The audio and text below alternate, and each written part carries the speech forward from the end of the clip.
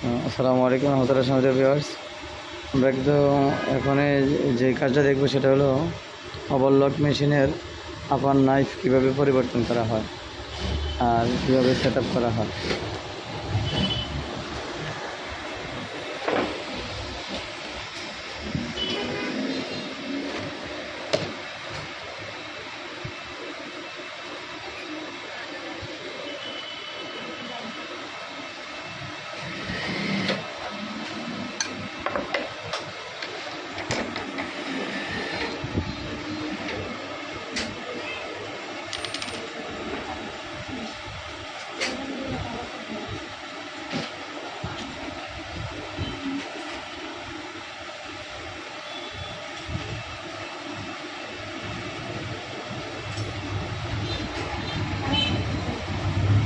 প্রথমে স্ক্রুটা খুললাম, খোলার পরে সম্পূর্ণরূপে